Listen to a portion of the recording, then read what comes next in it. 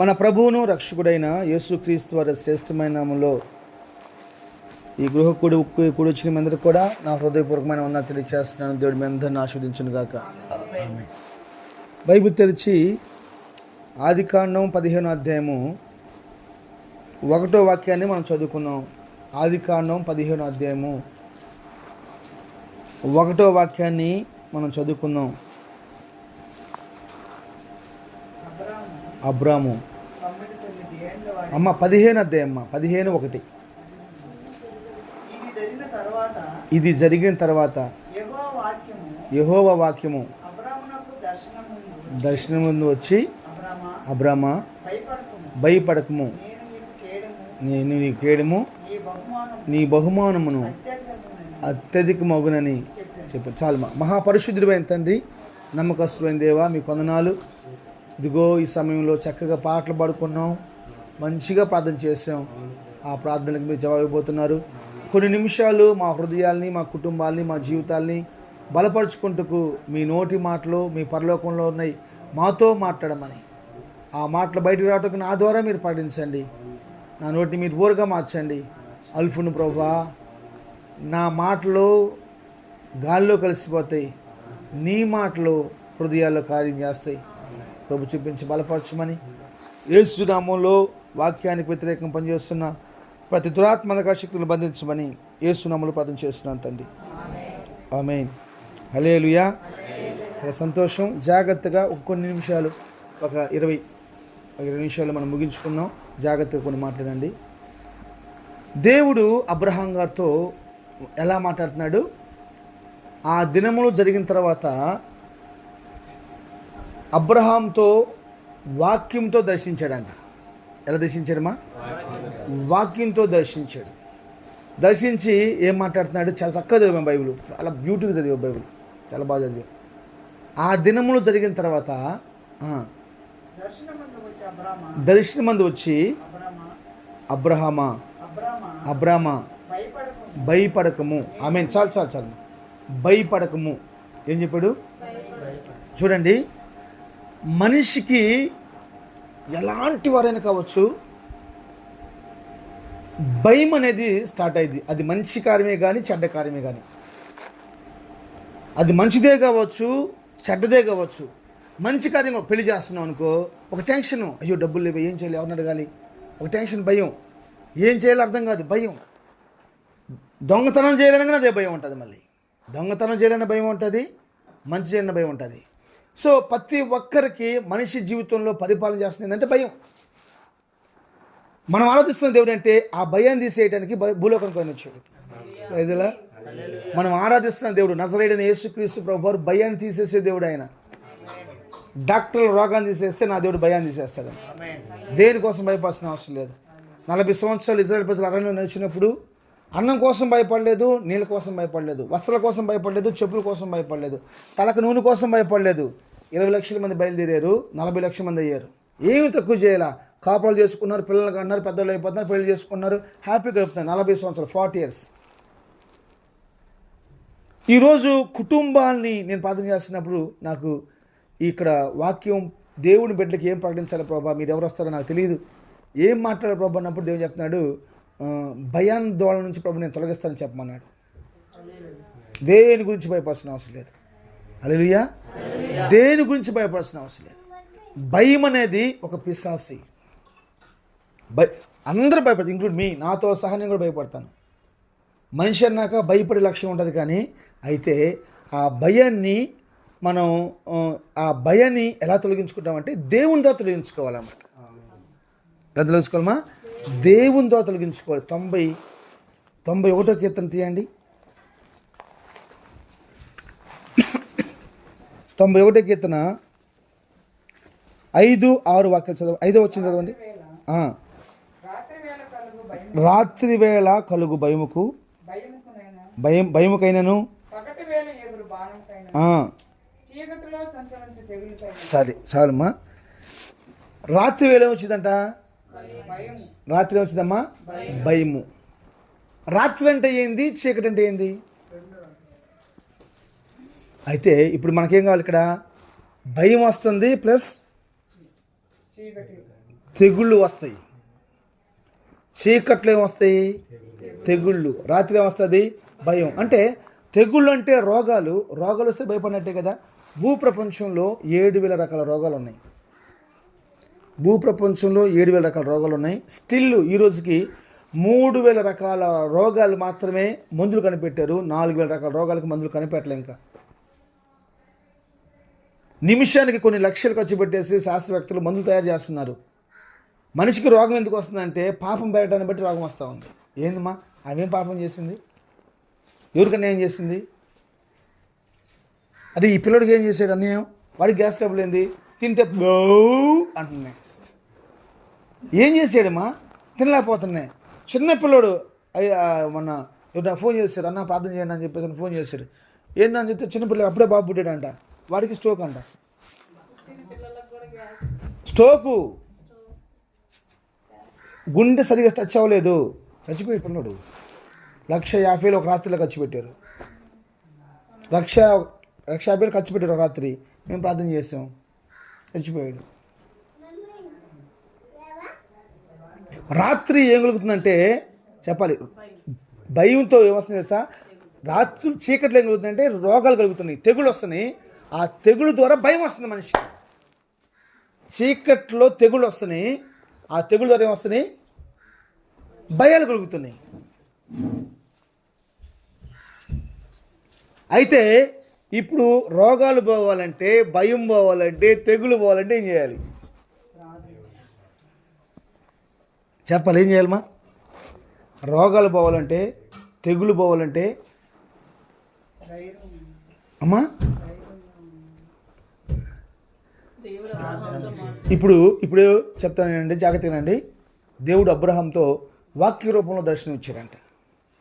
వాక్య రూపంలో దర్శనం ఇచ్చాడు. మనిషికి ధైర్యం అని చెప్పారు కాబట్టి నేను చెప్తాను. ధైర్యం కాదు, ఎందుకు చెప్తాను కానీ చెప్తాను. కానీ మనిషికి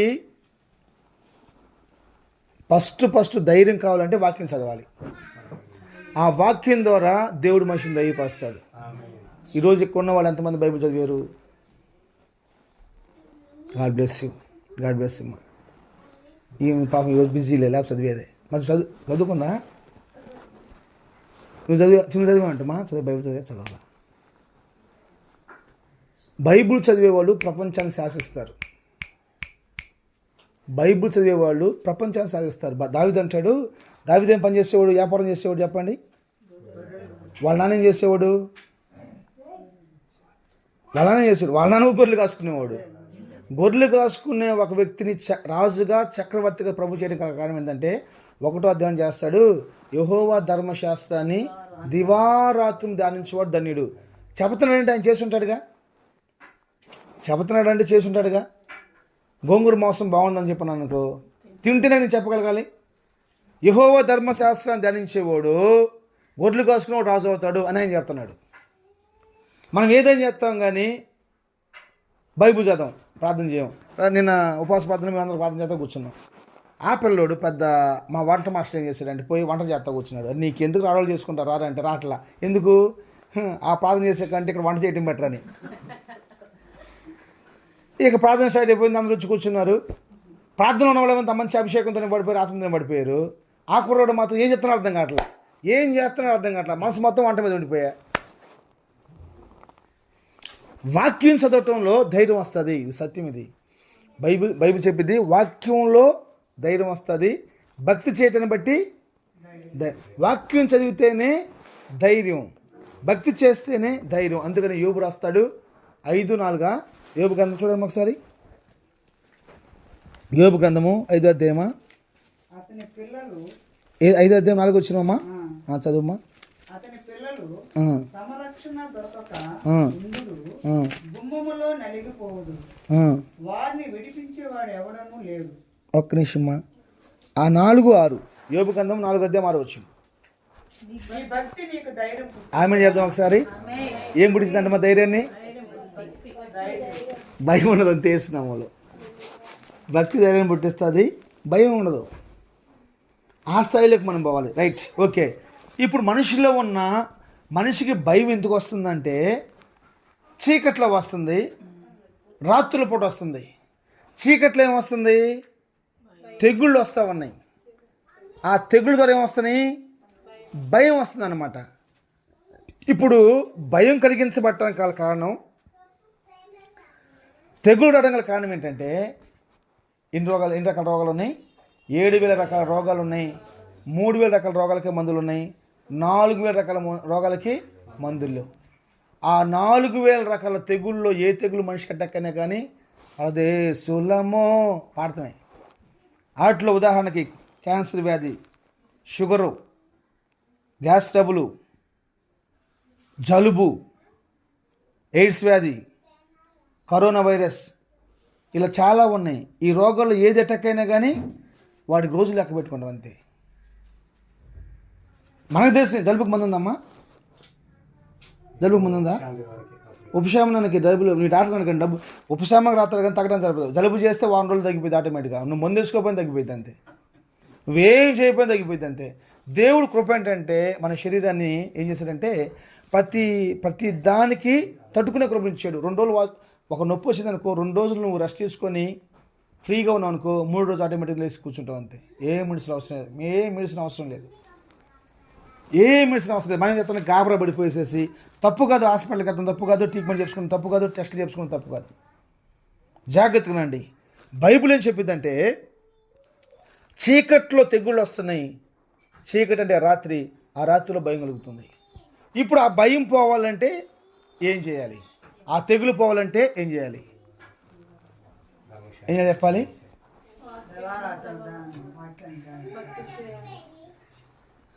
ఇప్పుడు చీకటి పోవాలంటే ఏం చేయాలి? సరే పోని తెలుగులో చెప్తా మీకు. చెప్పండి, చీకటి పోవాలంటే ఏం చేయాలి? అమ్మ చీకటి పోవాలంటే ఏం చేయాలి చెప్పండి అమ్మా? ఏదో అది మాకు అటు ఏదో చెప్పండి, ఏముంది మా బైక్ చెప్పండి, ధైర్యం చెప్పండి. చెప్పండి చెప్పమ్మా. ప్రార్థించాలి. Very good. ఇంకా చెప్పమ్మా, ఏదో చెప్పమ్మా. నేను ఏది చెప్పినా కట్టనట్టు తలుపుతుంది అనమాట. జాగ్రత్త వినాలి. నువ్వు చెప్పింది కరెక్ట్. చీకటితో నింపబడిన రూములో చిన్న అగ్గిపుల్లు ముట్టిస్తే ఏమైంది? చీకటితో నింపబడిపోయిన రూము చిన్న అగ్గిపుల్లు ముట్టించగానే ఏమైందంటే వెలుగు వచ్చేస్తుంది. అర్థం ఏంటంటే దేవుడు అంటాడు యోహాను సువార్తలో, నేను లోకమునకు వెలుగై ఉన్నాను. యేసు ప్రభు ఎప్పుడైతే మనలోకి వస్తాడో, మన ఇంట్లోకి వస్తాడో ఆటోమేటిక్గా ఒక వెలుగు వచ్చింది. అక్కడ చీకటి పనిచేయదు. చీకటి పనిచేయని చోట రోగాలు పనిచేయవు. రోగాలు పనిచేయని చోట భయం ఉండదు. చీకటి ఉంటే తెగుళ్ళు, తెగుళ్ళు ఉంటే భయము. చీకటి ఉంటే తెగులుంటే భయము. భయం వల్ల గందరగోళాలు. నాకు తెలిసిన ఒక సహోదరుడు ఉన్నాడు, రూపాయి కూడబెట్టి లక్షలు చేశాడు. ఒక రోజు ఏమైంది తెలియదు, కళ్ళు తిరిగి పడిపోయి మేము వెళ్ళిపోయి అంబులెన్స్లోకి ఎక్కించాం. మీరు భయపడొద్దు, నేను సాయంత్రం వస్తానని పోయాడు. 12 రోజులు రాలా, ఉన్నాయి మొత్తం ఊడ్చేసాడు అంతే. 50 సంవత్సరాలు కూడబెట్టిని ఒక రాత్రిలో మటాష్ అయిపోయినాయి. 17 లక్షలు ఖర్చు పెట్టేశాడు ఒక్క రాత్రికి. ఆయనకు ఉన్న డబ్బులు ఇంకా వాళ్ళ పెట్ల కార్డు డబ్బులు ఖర్చు పెట్టేశారు. కార్డులు గీకేశారు, క్రెడిట్ కార్డులు, డెబిట్ కార్డులు మొత్తం అయిపోయినాయి. ఏం లేవు ఇంకా అక్కడ. అంటే నేను చెప్పే మాట ఏంటంటే, దేవుని బిడ్డ జాగ్రత్తగానండి. దేవుని శాఖంగా మాట్లాడుతుంది ఏంటంటే, మనం చీకట్లో ఉంటే మనకు తెగుళ్ళు వస్తాయి. మనం చీకట్లో ఉంటే ఆ చీకట్లో తెగుళ్ళు రావటాన్ని బట్టి ఒక భయం కలుగుతుంది. ఆ భయము మనం బలహీనతలకు గురి చేసిద్ది. ఆ భయం బలహీనతలకు గురి చేసేసి చాలామంది ఆత్మహత్య తీసుకున్నా చెప్పండి సంతోషంతోనా? భయమే. ఈ భర్తతో నేను కాపురం చేయలేను, ఈ బాధ్యత నేను కాపురం చేయలేను, ఈ అప్పుల బాధ నేను తట్టుకోలేకపోతున్నాను. ప్రతి విషయంలో భయం భయం భయం భయం. చాలా కుటుంబాల్లో భార్యతో మాట్లాడంటే భయం, ఏం మాట్లాడేదో తెలియదు. కొన్ని కుటుంబాల్లో భర్త మాట్లాడే భయం, ఏం మాట్లాడో తెలియదు. కొంతమంది తల్లిదండ్రులు బిడ్డలతో మాట్లాడే భయం, ఏం మాట్లాడుతో తెలియదు. కారణం దేవుని భయం లేదంతే. దేవుని భయం లేదంతే. దేవుని భయం ఉంటే లోక భయం ఏం చేయలేదు. స్తోత్రం. అందుకే మనం ఇందాక పాడుకున్న పాటలో ఒక లైన్, అద్భుతమైన లైన్ ఉంటుంది. ఏం లైన్ అది? భయమన్నదే నాకు లేదు.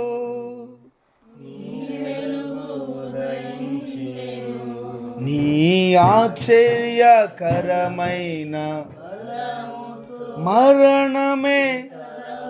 వెలుగుంటే మరణం సవాలు కొట్టిద్ది మరణం సవాలు కొట్టిద్ది. దేవుని యందు భయం ఉన్నవాడు మరణానికి కూడా భయపడ్డాడు. ఇది సత్యమైంది. నువ్వు దేవుని యందు విశ్వాసం ఉంచి భయం ఉంచావనుకో మరణం నీ మధ్యలో కొట్టింది, భయపడి వెళ్ళిపోయింది అంతే. బైబిల్ చెప్పింది సమాధి యొక్క బండ యొక్క గుండెలు చీల్చుకొని యేసుప్రభు బయటకు వచ్చాడు సమాధిలో నుంచి. ఆయన ఉన్న రీతిగా 3వ అధ్యాయం మొదటి యోహాను పత్రిక రాస్తుంటుంది 3వ అధ్యాయంలో ఆయన ఎలాగున్నాడో మనం అలాగే ఉంటామంట. ఆయన ఎలాగున్నాడు? మరణాన్ని జయించిన వాడిగా ఉన్నాడు. Praise the Lord. భయం అన్నది లేనివాడిగా ఉన్నాడు. ఆయన ఎవరు భయపెట్టేది? ఆయన శూరుడు ధీరుడు మీరు ఆయన పిల్లలై ఉన్నారు అంటాడు. మీరు ఆయన పిల్లలై ఉన్నారని చెప్పేసి అంటాడు. కాబట్టి నేను చెప్తున్న మాట తెలుసా, మన కుటుంబాల్లో మన జీవితాల్లోకి యేసు ప్రభు వచ్చినట్లయితే నిశ్చయంగా ఖచ్చితంగా ఒక వెలుగు ఏర్పడిద్ది. ఆ వెలుగు మనం భయం తీసేసిద్ది అంతే. దేని గురించి భయపడాల్సిన అవసరం లేదు. నాకు తెలిసిన నవంబర్ డిసెంబర్ సరిగ్గా గుర్తులేదు, నవంబర్ లాస్ట్ వీక్ అని కావచ్చు, డిసెంబర్ ఫస్ట్ వీక్ అని కావచ్చు, నేను ఒంగోలు తెలుసు కదమ్మా, ఒంగోలు జైలుకి వెళ్ళాను, సెంట్రల్ జైలుకి వెళ్ళాను. ఏం జైలు? సెంట్రల్ జైలు అన్నది Ongole jail, sub jail, Ongole sub జైలుకి వెళ్ళాను, జిల్లా జైలు. అక్కడికి వెళ్ళాను. నేను వెళ్ళమ్మా జైల్లో ఉండలేదమ్మా, ఊరికి అక్కడ వేరే పని మీద వెళ్ళాను. నేను జైలుకి వెళ్ళానంటే జైలు దగ్గరికి చూడటానికి వెళ్ళాను. చూడటానికి వెళ్తే ఒక ఆయన వైట్ అండ్ వైట్ వేసుకున్నాడు. వైట్ ఇది పంచి లుంగి, తెల్ల లుంగి, చూస్తాను పెద్ద రకంగా ఉన్నాడు. మంచి కులంలో పుట్టిన వ్యక్తి. కులం పేరు నేను చెప్పను, మీరు అడగొద్దు. మంచి కులంలో పుట్టిన వ్యక్తి అక్కడ కూర్చున్నాడు. నేను అన్నాను, ఏందండి మీరు ఇలా ఉన్నారు అంటే, ఏం లేదు బాబు, నేను వచ్చి 2 రోజులు అయిపోయింది, మా పిల్లల్ని చూద్దామని వచ్చాను, మా పిల్లల్ని చూడట్లేదు. ఏమైంది అసలు, మీరు ఏం చేస్తారు? ఏంటంటే మేము వ్యవసాయం చేస్తాం. వ్యవసాయం అంటే ఏం చేస్తారంటే మాకు ఈ నిమ్మకాయ తోట, పొగ తోట ఇవి ఉన్నాయి. ఎంతమంది పని చేస్తారంటే, ఎంతమంది బాబు? ఒక 200 మంది పని చేస్తారు బాబు అంటున్నాడు. ప్రతిరోజు 200 మంది పని చేస్తారంట. 170 ఎకరం పొలం ఉంది. ఆ పొలంలోనే పెద్ద షెడ్ వేసి అక్కడ 100 మంది పనుకున్నారు. ఈ పక్కన ప్రాంతాలే, ఒంగోలుకి ఈ కావలికి మధ్యలో ఏదో ఊరు చెప్పాడు, ఏదో సంథింగ్ పల్లెటూరులో వాళ్ళ ఇల్లు. వాళ్ళ ఇంట్లో దేవుని బైబిల్ నా ముందు ఉంది, నేను సాక్ష్యం చెప్తున్నాను ఆయన గురించి. ఎమ్మెల్యే గారి ఇంటికంటే కూడా ఆయన ఇల్లే బాగుంటుందంట, అంత అందంగా ఉంటుందంట. ఆ ఎమ్మెల్యే మరి ఆయన పేరు నాకు తెలియదు. ఆ ఎమ్మెల్యే కంటే కూడా ఆయన ఇల్లే బాగుంటుందంట. 170 ఎకరం పొలం, 200 మంది పనులు చేస్తూ ఉంటారు. వాళ్ళ కొడుకు జైల్లో ఉన్నాడు. అందుకని 2 రోజుల నుంచి వచ్చాడు. తినబుద్ధి కావట్లా, తాగబుద్ధి కావట్లేదు, వణిగిపోతున్నాడు. కారణం ఏంటంటే వాళ్ళక్కడ పనిచేస్తే ఒక అమ్మాయిని, ఆ అమ్మాయిని వేరే ఒక అబ్బాయి ప్రేమించాడు. వీళ్ళ చుట్టాల అబ్బాయి ప్రేమించాడు. పనిచేసే అమ్మాయిని చుట్టాల అబ్బాయి ప్రేమించాడు. ప్రేమించేస్తే ఇటు చెప్పాడు, అరే సంగతరా మామ, ఆ పిల్లల్ని ప్రేమించాడంటే, ఈ పిల్లలు ఉండి ఉండలేక ఏం చేస్తామంటే ఆ అమ్మాయిని తీసుకెళ్తానంటే, సరే చూసుకొని ఆలోచించుకొని చేసుకోమన్నాడంట. ఆ అమ్మాయిని తీసుకొని చెప్పి వెళ్ళిపోయాడు. వెళ్ళిపోయినాక వాళ్ళ అమ్మలు కేసు పెట్టారు. ఆడపిల్ల కదా, కేసు పెట్టారు. మొత్తం మీద పట్టుకున్నారు. పట్టుకున్నాక ఎవరు చెప్పారంటే, పలానా మా మామ కొడుకే చెప్పాడని చెప్పేసి అన్నాడు. ఈడేం చెప్పాడు, చూసి ఆలోచన చేసుకోమని చెప్పన్నాడు. ఇది ఎలా ఆలోచించారంటే, ఆ పిల్ల ఏం చేసిందంటే, ఇంకా ఆ పిల్లల తల్లిదండ్రులు, ఓహో వానరే చిక్కడు కాబట్టి ఏ విధం చేతనే డబ్బులు ఎక్కువ అని చెప్పేసి అని కేసు పెట్టారు. ఈయనేం చేశారు, పొలిటికల్గా ఈయన పెద్ద ఉన్నవాడు కాబట్టి పొలిటికల్గా ఏదైనా చూద్దామని చెప్పేసి ఆలోచనతోటి ఈయన బెదిరించలేకే ఆడపిల్ల కాబట్టి కేసు బిగుసుకుపోయింది. ఈడే మెయిన్ ముద్దగా చిత్రీకరించేశారు, జైలు పంపించేశారు. అంత డబ్బుని నేను చేయలేకపోయినాయా. ఇప్పుడు ఏం లేదు, ఒకటే కారణం, ఆ అమ్మ వచ్చి కనుక నేనే అబద్ధం చెప్పిన ఒక్క మాట చెప్తే నా బిడ్డను పంపించేస్తారు, నా బిడ్డను చూస్తానికి వచ్చి చెప్పిస్తున్నాడు అని చెప్పాను. ఏంటంటే అంత కంగారు పడి అంటే, కూర్చున్నా భయం వేస్తుంది, నుంచున్నా భయం వేస్తుంది, మాట్లాడినా భయం వేస్తుంది, ఏం చేయాలన్నా భయం వేస్తుంది అయ్యా. వాళ్ళు ఊర్లో అప్పులు చేసుకొని ఊరోళ్ళు మొత్తం తరిమితే భయంలో నా కాడికి వస్తే నేను వాళ్ళు పోషించాను. నా బిల్డింగ్లో వాళ్ళని ఉంచుకున్నాను, నా షెడ్లో వాళ్ళని ఉంచుకున్నాను, అన్ని అవసరాలు నేను తీర్చాను. వాళ్ళని ఇలా చేశారయ్యా. వాళ్ళు చేసిన పనిని బట్టి ఎంత ఆశాని నాకు వణికి వచ్చేస్తుందని చెప్పేసి అన్నాడు. నేను చెప్పాను, నేను పాషి గారిని అండి, మీరు భయపడొద్దు, నీ బిడ్డ కోసం నీ కోసం ప్రార్థన చేస్తాను. కంపల్సరీ బెయిల్ కూడా దొరకలా, బెయిల్ దొరికిపోవని చెప్పేస్తాను. తర్వాత మళ్ళీ ఇంకోసారి నేను జైలుకి వెళ్ళాను. మళ్ళీ ఇంకోసారి జైలుకి వెళ్ళినప్పుడు ఆయన ఖచ్చితంగా వచ్చాడు. అయ్యా అయ్యా అయ్యా బాబు నమస్కారం బాబు, నమస్కారం బాబు, బాగున్నావా అని. ఏందండి ఈరోజు ఎంత సంతోషంగా ఉన్నారు, తెలియదయ్యా నా కొడుకు బెయిల్ వచ్చిందయ్యా అన్నాడు. పోయేసేసి బెయిల్ తీసుకొని చేసి నేను కూడా ఒకరి కోసం పోయాను. ఇళ్ళు వాళ్ళందరూ కలిసి జైలు నుంచి బయటకు వస్తున్నారు. Praise the Lord. నేను చెప్తానండి, నీకు డబ్బున్నా భయం నిన్ను వెంటాడుతూనే ఉంటుంది. డబ్బునంత మాత్రం భయం పోదనుకున్న అసాధ్యం అది. నాకు జ్ఞానం ఉంది కదా నాకు భయం రాదంటే అసాధ్యం అది. నాకు తెలివి ఉంది కదా నాకు భయం రాదనుకుంటే అసాధ్యం అది. నీకు తెలివి ఉన్నా, జ్ఞానం ఉన్నా, చదువు ఉన్నా, అందం ఉన్నా, డబ్బున్నా, అధికారం ఉన్నా, బలం ఉన్నా, ఏదైనా సరే ఏమి తెలుసా, భయం కంపల్సరీ వస్తుంది. భయం కంపల్సరీ వస్తుంది. కెనడాలోనూ ఇంగ్లాండ్లోనూ ప్రపంచ సుందరి ఒక అమ్మాయి పనికిమాల అమ్మాయిని ప్రేమించేసాడు. పనికిమాల అబ్బాయిని ప్రేమించింది. నువ్వు లేకపోతే చచ్చిపోతాను చెప్పేస్తాడు. చూసారమ్మా ఇంటర్నెట్లో. ఇంగ్లాండ్ అమ్మ, నాకు తెలియదు సరిగా గ్రహం లేదు, చచ్చిపోతాను చెప్పేస్తాను అది. ఇంక వాటితో కలిసి ఈ అమ్మాయి వచ్చేసింది. ఈ అమ్మాయి వచ్చేసినాక ఈ అమ్మాయిని ఏం చేస్తానంటే టార్చర్గా, మెంటల్గా ఆ అమ్మాయిని వీడి మీద ప్రాణంగా ప్రిపేర్ చేసేసాడు. చేసిన వెంటనే ఆ అమ్మాయి అందం తగ్గించడం కోసం ప్రతిరోజు ఒక తీర్మానం తీసుకున్నాడంట. ఏంటంటే 5 సార్లు సిగరెట్లతో కాల్చాలని. 5 సార్లు సిగరెట్లతో కాల్చాలని ఒక రూమ్లో బంధించేస్తాడు. వచ్చేసేసి రోజుకి 5 సార్లు బొక్కలు పెడతాడబ్బా. ఎలా తట్టుకుంది మా అర్థం కావట్లేదు. ఆమె అందం ఆమె శాపంగా మార్చబడిపోయింది. వాడు రాగానే భయపడి పొనిగిపోతూ ఉంటుంది. మొత్తం శరీరం మొత్తం గాయపరచబడిపోయింది. ఎలా అంటే పొడలు వస్తాయే, ఆ పొడలు వచ్చినట్టు శరీరం మొత్తం అయిపోయింది. ఆ ప్రపంచ సుందరిని ఎవరు గుర్తుపట్టలేకపోతున్నారు. వాడు చూడగానే ఒక భయం, నడవలేకపోతుంది, లేచి నిలబడలేకపోతుంది, గాయాలు, మంట, ఆదరించేవాళ్ళు లేరు. ఆ మాటలు వింటున్నప్పుడు నాకు చాలా హృదయం వేదన. ఏం జరుగుతుంది అర్థం కావట్లేదు ప్రపంచంలో. ఈ ఆడపిల్లలు కొంచెం కూడా బుద్ధి లేకుండా, జ్ఞానం లేకుండా, పెళ్లి చేయాలన్న జ్ఞానం తల్లిదండ్రులకు ఉండదా? అంత మురుపుల తల్లిదండ్రులు ఎంత బాగా ప్రేమించుకున్నారమ్మా. బిడ్డల కోసం భర్తను వదులుకున్న వాళ్ళు ఉన్నారు, బిడ్డల కోసం భార్యను వదిలిపెట్టుకున్న వాళ్ళు ఉన్నారు, బిడ్డల కోసం మంచి మంచి జాబులు పెట్టుకున్న వాళ్ళు ఉన్నారు, బిడ్డల కోసం మంచి ప్రొఫెషనల్ వదిలిపెట్టుకున్న వాళ్ళు ఉన్నారు, బిడ్డల కోసం వాళ్ళ కెరీర్ని పాడేసుకున్న వాళ్ళు నాకు తెలిసి బొచ్చుల మంది ఉన్నారు. బిడ్డల కోసం ఆస్తులు అమ్ముకొని ఘనంగా మార్చుకునే వాళ్ళు ఉన్నారు. అంత దేశంలో పెళ్లి చేయలేరా? అన్నిట్లో సక్సెస్ అవుతున్నారు, కానీ పెళ్లి విషయం వచ్చినాక పాడైపోతున్నారు. జాగ్రత్త. అన్ని విషయంలో బాగుంటున్నారు, జాగ్రత్త నాన్న. మంచి సేవకులు ఉన్నారు, మంచి తల్లిదండ్రులు ఉన్నారు. ఏందో అర్థం కావట్లే ఈ బాధ. ఇక ఆ అమ్మాయిని మొత్తం కాల్చిపడేసేసి అనుభవించేసేసి ఆ అమ్మకి ఆ డబ్బులు మొత్తం లాక్కొనేసేసేసి ఆ అమ్మని అక్కడ వదిలిపెట్టేశాడు. అక్కడ మూలన అయిపోయింది. అనేక మందిని చూసేసి ఎవరు నమ్మలు, ఎవరు ఈ అమ్మాయి అడుక్కునేమని చెప్పి అనుకుంటున్నారు.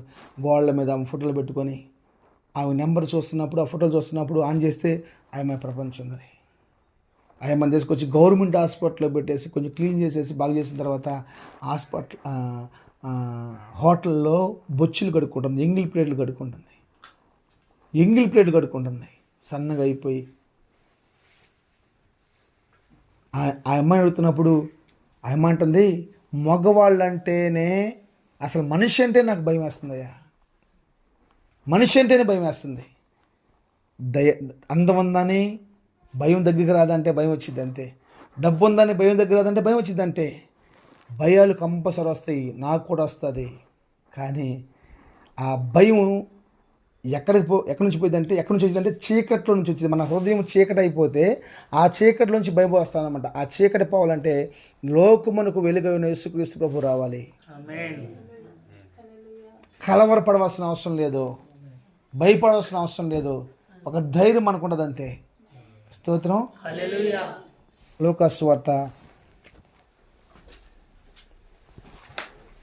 ఆకలి అవుతుంది చెప్పండి అనాయ్, ఆకలి అవుతుంది చెప్పు గో అను, నాకు అర్థమైపోయింది.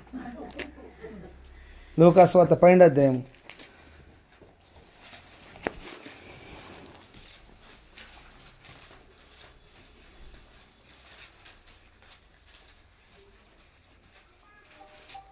ఈ తల వెంట్రుకలన్నీ లెక్కింపబడి ఉన్నవి. అదేనమ్మా, భయపడకు. 4:5. నా స్నేహితులైన మీతో నేను చెప్పినది ఏమన్నా దేవుడు అంటున్నాడు, నా స్నేహితులైన మీతో నేను మాట్లాడుతున్నాను.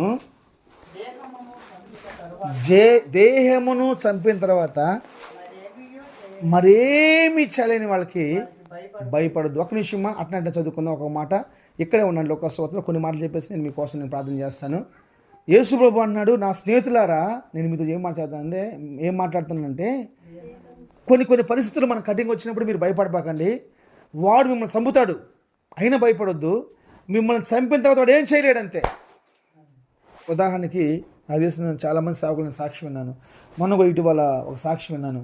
ఏంటంటే సాక్ష్యం అంటే, ఒక సేవకుడు సేవ చేస్తూ ఉన్నాడు. పోయి ఒక వ్యక్తి వచ్చేసాడు, ఇక్కడ సేవ చేయడానికి వీల్లేదని చెప్పేస్తున్నాడు. అయ్యా నేను తాగుబోతులు మార్చడానికి వచ్చాను, వ్యభిచారులు మార్చడానికి వచ్చాను, లంచాలు తీసుకునే వాళ్ళు మార్చడానికి వచ్చాను, నువ్వు నన్ను సేవ చేస్తావు అంటే నా వల్ల ఎవరికి కీడు జరిగింది? నిజంగా ఆలోచించండి. ఒక దైవజనుని ద్వారా ప్రపంచానికి ఏం కీడండి? మేలే జరిగిద్ది. కానీ ఒక చండాల పోడు మంచోడుగా మార్చబడతాడు. కానీ నా జీవితం చూసుకుంటే నా జీవితం ఎంత దౌర్భాగ్యమైన జీవితం, నా జీవితం ఎంత పాపిష్టి జీవితమ్మా. అనేక సంవత్సరాలు కనీసం నా తల్లికి నా కుటుంబానికి నేను ఉపయోగం లేను. ఈరోజు అనేక ప్రాంతాలకు దేవుడు నన్ను దీవెనగా మార్చాడు. ఈ బైబిల్ బట్టి కదా, ఈ వాక్యాన్ని బట్టి కదా, యేసయ్య మాటను బట్టి కదా. అందుకే చెప్తాను, నా యేసు ప్రభు దగ్గరికి వచ్చిన వాళ్ళు యూజ్లెస్లుగా మార్చబడరు, పనికి మానిన వారుగా ఉండరు. అందుకని పరలోకంలో అన్నీ ఉంటాయంట, ఒకటి మాత్రం ఉండదు. ఏముండదు? అన్నీ ఉంటాయి పరలోకంలో. ఏముండదు చెప్పండి? ఏముండదు? డస్ట్ పిన్ ఉండదు పరలోకంలో. ఏముండదు? డస్ట్ పిన్ ఉండదు. పనికిరాందంటే ఏది ఉండదు అంతే. పరలోకంలో సమస్తము శ్రేష్టమైనవి ఉంటాయి. స్తోత్రం, హల్లెలూయా. నిన్ను ఆయన అంటే ఆ మాట అంటే వాళ్ళు ఒప్పుకోలా. రేయ్ నువ్వు ఇక్కడ సాగు చేయొద్దంతే, నువ్వు మైకి పట్టకూడదంతే, నువ్వు పాటలు బాగకూడదంతే. అయ్యా సమస్తాన్ని విడిచిపెట్టి వచ్చాను, దయచేసి నన్ను అర్థం చేసుకో. నన్ను ఏం చేయమంటావంటే, రేపు వస్తాను ప్రార్థన పెట్టామంటే నీకు అదే చివరి రోజు అని చెప్పేసి అన్నాడు. రేపొద్దున వచ్చేసాడు, మైకి పెట్టాడు, ప్రార్థన చేస్తున్నాడు. నేను చెప్తే నువ్వు నా మాట రా అని చెప్పేసి అంటా ఉన్నాడు. అయ్యా దయతో నన్ను తప్పు కనుకోవద్దు, నేను నీ కోసం కూడా ప్రార్థన చేస్తానని చెప్పేసి అని తల వంచి చేతులు ఎత్తి దండం పెడతా ఉన్నాడు. వాడు కత్తి తీసుకున్నాడు, జుట్టు పట్టుకున్నాడు, మెడగోసాడు, మెట్ల మీద పెట్టాడు. రక్తం ఏర్లు అయి పారింది. దమ్మున్న మొగడెవడో ఇప్పుడు పోయి చర్చిలో ఆరాధన చేసుకోమని చెప్పన్నాడు. ఎవడు వెళ్తాడు? ఉందా? భయం ఉందా? ధైర్యం ఉందా? భయపడిపోయింది, వణికిపోయింది. ఇవి మెడగోసేసాడు. ఇప్పుడు ఏం చేస్తాడు? వాడు కోపం అంతా పోయింది అంతే మెడగోసేసేలేకి. తర్వాత ఏం చేయగలడు? నా స్నేహితులైన మీతో నేను చెప్తున్నానంటే చంపేవాడికి భయపడద్దు. మీరు ఎప్పుడైనా చచ్చిపోవాలమ్మా, ఎప్పుడైనా చచ్చిపోవాలి. అందుకే నేను చెప్తాను, నిన్న సమాధి కార్యక్రమం నేను చెప్పిన మాట అదే. మనిషి అనేవాడు గ్యారెంటీ లేనివాడు. మనిషి అనేవాడు గ్యారెంటీ మనిషికి గ్యారెంటీ ఒకటే, ఏంటది? మరణం కంపల్సరీ గ్యారెంటీ. అది స్టాంప్ అంతే. నీ పైన, నా పైన, ఇక్కడ ప్రతి ఒక్కళ్ళ పైన, చిన్నోళ్ళైనా పెద్దోళ్ళైనా ముసలోళ్ళైనా అందరిపైన స్టాంపు గుద్దేశాడు. ఏ స్టాంప్ అది? మరణం అనే స్టాంపు. కాకపోతే ఒకరోజు ముందు ఒకరోజు వెనక. వయసుతో సంబంధం లేదు, ఆడామగతో సంబంధం లేదు, చదువుకున్నవాడు సంబంధం లేదు, తెల్లలోడు నల్లోడితో సంబంధం లేదు, కింద పడుకునేవాడు పట్టు పానుపుల మీద పడుకునేవాడు సంబంధం లేదు. స్టాంపు గుద్దేసాడు, ఒకళ్ళు ముందు వెనక ఎప్పుడైనా కావచ్చు అంతే. కానీ ఆ వెలుగైన దేవుడు కనుక మన కాడికి వస్తే బైబిల్ చెప్తుంది ఏంటంటే మరణం మనకు సవాలు కొట్టిద్ది అంతే, నమస్కారం చేసిద్ది అంతే, తల ఉంచేసిద్ది అంతే. నువ్వు గొప్పడు అని చెప్పేసాను. దేవునికి స్తోత్రం, హల్లెలూయా. అయితే దేవుడు ఏమంటాడంటే మీరు భయపడొద్దు, ప్రాణం పోయినా భయపడొద్దు. దేవుడు కోరిక మన దృఢమైన నమ్మకం ఏంటంటే ప్రాణం పోయే పరిస్థితుల్లో కూడా మీరు భయపడొద్దు. గడిచిన దినాల్లో మందిరం కొన్ని పనులు చెప్తామని చెప్పేసి అని దగ్గర 7 లక్షల రూపాయలు ఖర్చు పెట్టాను. మా చేతిలో 5 బస్సులు లేదు. మా వాళ్ళు అంతా అది చేసి లేక 50-60 వేలు ఇచ్చారు మా కాడికి వచ్చేలేకే. చాలా డబ్బులు అయిపోయినాయి, ఏం చేయాలి అర్థం కాల. అయిపోయాం. దేవుని కృప ఏంటంటే కొంతమంది ఫ్రీగా ఇచ్చారు, కొంతమంది చిన్న వడ్డీలతో ఇచ్చారు. చాలా టెన్షన్ పడ్డాను. కానీ ఒకటి మాత్రం నేను నమ్మాను. ఏం నమ్మానంటే నా కోసం ఏదైతే చేసుకోలేదు, ఒక తప్పే కావచ్చు ప్రభా, నన్ను క్షమించు, ఈ కలవరాల నుంచి నన్ను విడిపించమని ప్రార్థన చేశాను. అందుకని కొత్త పాటలో పదం పెట్టింది తెలుసా? విచారాలని నా దేవుడు విడిచేసే దేవుడు. కొత్త పాటలో ఒక అద్భుతం రాబోతుంది 1వ తారీఖు. విచారాలని విడిచేసే దేవుడు ఆయన. నా విచారాలు మొత్తం దేవుడు విడిచేసేసాడు. ప్రైజలా హల్లెలూయా. మన దేవుడు విచారాలని విరిచేస్తాడు. అయ్యో ఇది ఇంతేనా, అదంతేనా, నా జీవితంలో మంచి ఉద్యోగం రాదా, నాకు మంచి భర్త దొరకదా, నాకు మంచి భార్య దొరకదా, నా పిల్లలు మారరా, ఈ రోగం తగ్గదా అని అనేకమైన విచారాలు మనం కలుగుంటే ఆ విచారాలన్నిటిని నా దేవుడు విడిచేస్తాడని తెలుస్తున్నాము. ధైర్యంగా నేను చెప్తున్నాను అంతే. నా జీవితం చేశాను కాబట్టి నేను చెప్తాను, నేను అనిపించాను కాబట్టి నేను చెప్తున్నాను అన్న. ఇది సత్యం. మనం ఆరాధిస్తున్న దేవుడు విచారాలను విరిచేసే దేవుడు అంతే. ప్రభు నాతో చెప్పిన మాట నేను చెప్పాను. అంటాడు చంపేవాడికి భయపడద్దు, చంపిన తర్వాత 5 వచ్చిన ఎవరికి మీరు భయపడాలి నీకు చెప్తానేనండి. ఎవరికి భయపడాలి చెప్తానేనండి. చంపిన తర్వాత నరకంలో పడదోయి శక్తి కలిగిన వాడికి మీరు చాలు. చంపేవాడికి భయపడకూడదంట. చంపిన తర్వాత ఒకటి తిరిపిస్తాడు, ఆయనే దేవుడు. హల్లెలూయా. ఆ దేవునికి మనం భయపడాలంతే. ఆ దేవుని వాక్యానికి భయపడాలి. అయ్యో ఈరోజు నేను బైబిల్ చదువుకోలేదే, నీకు వణుకు పుట్టాలి. ఈరోజు నేను బైబిల్ చదువుకోలేదు, వణుకు పుట్టాలి. నా తీర్మానం అంటే బైబిల్ చదవకుండా ఏది నోట్లో పెట్టుకోను. ఇప్పుడు వస్తుంటే అదేంది, నా ఆరోగ్యం కోసం మా బిడ్డలో ఆలోచించి ఏంటది మొలకలు ఇచ్చారు, తింటే మంచిదని చెప్పని. ఇచ్చేవాళ్ళు కొంచెం తీసుకొని ఇచ్చారు మొత్తం. ఇలా నా పక్కన అన్న కూర్చున్నాడు. అన్న ఇది పట్టుకోమని పట్టుకున్నాడు. ఆయన అంటాడు తిను అంటాడు. నా గురి ఏంది, బైబిల్ చదవకుండా తినకూడదు. అప్పుడప్పుడు ఫోన్ ఓపెన్ చేసుకుని ఒక అధ్యాయం మొత్తం చదువుకొని అప్పుడు తీసుకుని మింగేసా. మనకే భయం ఉండాలి, బైబిల్ చదవలేదన్న భయం ఉండాలి, ప్రార్థన చేసుకోలేదన్న భయం ఉండాలి. వాస్తవానికి ఉదయకాలంలో నాకు ప్రార్థన మేము చేసుకున్నా కొంచెం లేట్ అయినా సరిగ్గా చేసుకోకపోయినా వణికిపోతాను. ఆ రోజు వణికిపోతానంతే. నా కోసమే కాదు, మీ అందరి కోసం నేను ప్రార్థన చేస్తాను. నాకు పరిచయమైన ప్రతి తల కోసం నేను ప్రార్థన చేస్తాను. ఒకవేళ వాళ్ళ కాడ నుంచి ఏదైనా బ్యాడ్ న్యూస్ ఏంటనేమో, ఎందుకు లేనిపోయిన తలకన్నా బ్యాడ్ న్యూస్ వచ్చిందనుకో ఇంకెక్కువ ప్రార్థన చేయాలి. అది రాకముందు ప్రార్థన చేస్తాను ఎంత బాగుంటుంది. ఇప్పుడు నీ కూతురు కోసం ప్రార్థన చేయమన్నావు, నీకు ఉద్యోగం వచ్చిందనుకో ప్రార్థన చేసే ప్రార్థన నాకు తగ్గిదిగా. ఇప్పుడు నాకేం కావాలి, నీ కూతురు ఉద్యోగం కావాలి, సింపుల్గా పోయింది మ్యాటర్ అంతే. ఇప్పుడు మా అమ్మాయికి ఉంది, చెల్లికి ఏం కావాలి, ఆరోగ్యం కావాలి. ఆరోగ్యం లేదనుకో ఫోన్ చేస్తే అన్న ప్రార్థన అంటుంది అంతే. లేదనుకో అన్న బాగున్నావు అన్నదన్నం అంటుంది. ఇప్పుడు బాగలేదు కాబట్టి ఫోన్ చేయగానే ఉంటుంది, అన్న ప్రార్థన చేయన్నా అంటుంది. ఇప్పుడు నాకేం కావాలి, ఇప్పుడు ఆ అమ్మాయికి ఆరోగ్యం వచ్చిందనుకో నాకు ప్రార్థన చేసే బాధ తగ్గిద్ది. నా బాధ అది, నా భయం అది. ఇది సత్యం చెప్తున్నాను. మనకి ప్రార్థన చేయలేదన్న భయం ఉండాలి అంతే. ప్రార్థన చేయకపోతే ఏ పక్క నుంచి ఏ వాక్ తింటానో మా భక్తి చేస్తుంటేనే భయపడాల్సిన దినాలు ఇవి. భక్తి చేస్తుంటేనే భయపడాల్సిన దినాలు. యోబు గ్రంథం 1వ అధ్యాయం 5వ వచనం రాసి ఉంటుంది. ఆయన ఎంత శ్రేష్టమైన వాడో, ఎంత భక్తి చేస్తాడమ్మా. ప్రతిరోజు బలర్పించేవాడు యోబు. ఏం చేస్తాడమ్మా, సరోజమ్మ కదమ్మా, విజయమ్మ ఏమనిపిస్తాడు తల్లి, బల్లర్పిస్తాడు. ఏం బల అంటే ఏంటిది, బల్ల అంటే ఏంటి, ఆ రోజు యోబు అర్పించింది. బల అంటే ఏంటమ్మా, యోబు గారి ఏంటి అది, మేక లేకపోతే గొర్రెను. మేక, ఒక మేక ఎంతమ్మా ఇప్పుడు లెక్కలు వేసుకుందాం. ఎంత నువ్వు చెప్పు, కరెక్ట్గా చెబుతావు. 10,000కి మొన్న నాకు ఇప్పించావు రమణ దినానికి.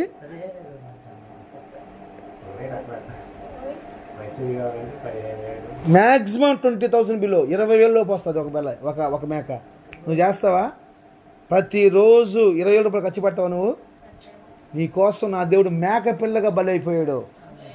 నా కోసం, నీ కోసం, నీ కుటుంబం కోసం, నీ బిడ్డల కోసం, నా బిడ్డల కోసం మన దేవుడు మేక పిల్లగా బలైపోయాడు. మా తెలుసు నువ్వు బేద్దానివి, నీకు డబ్బులు లేవు కాబట్టి నువ్వు బలర్పించలేవు.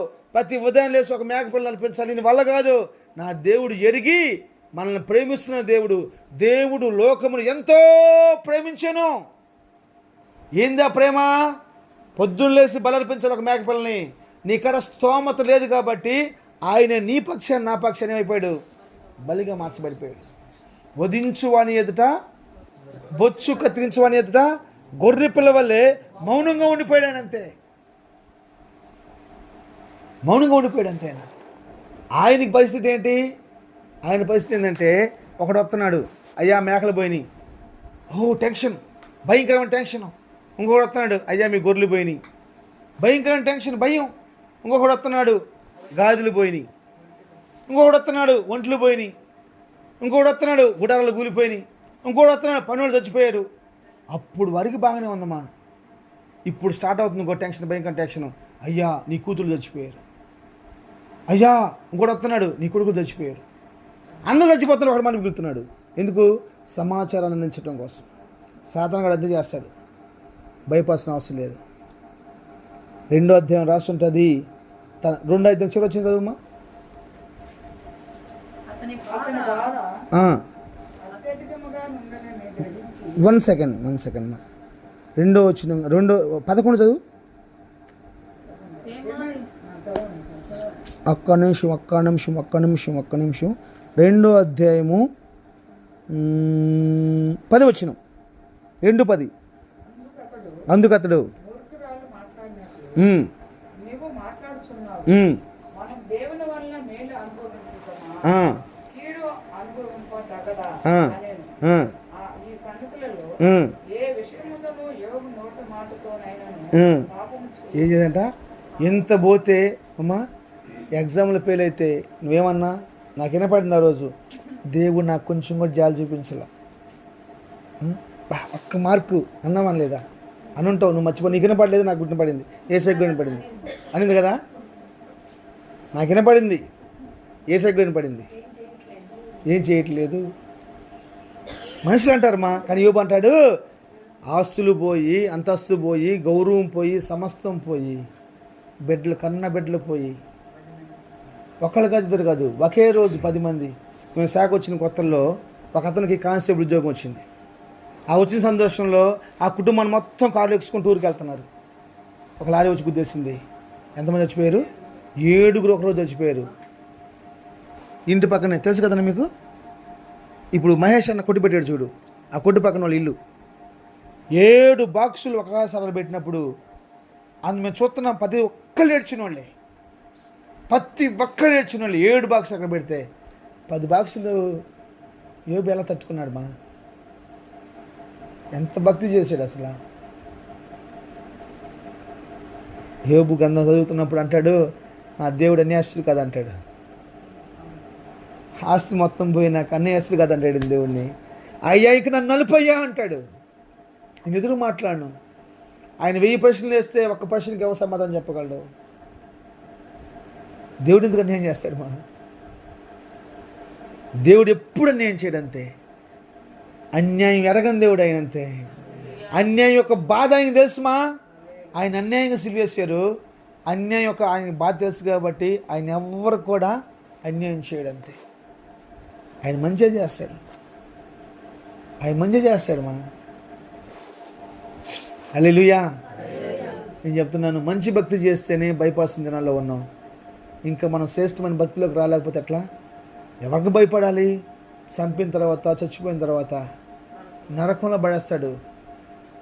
ఆ నరకం కోసం భయపడాలి. ఆ నరకంలో పడేసేవానికి భయపడాలమ్మా. ఈరోజు చాలామందికి భయం లేదు.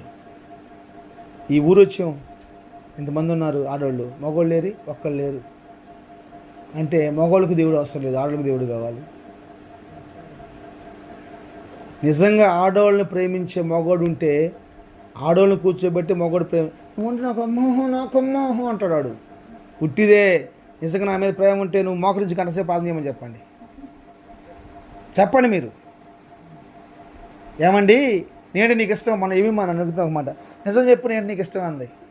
ఓ అమ్మో ఏందో వేసింది రావు అనుకున్నా. నాకు ఇష్టమని చెప్పేసి పక్క రూమ్లోకి వెళ్ళిపోయా. ఎందుకు కొంచెం జ్ఞానం ప్రవర్తించాలమ్మా. నేను నీకు ఇష్టం అంటున్నావు కదా, నాకు ఒక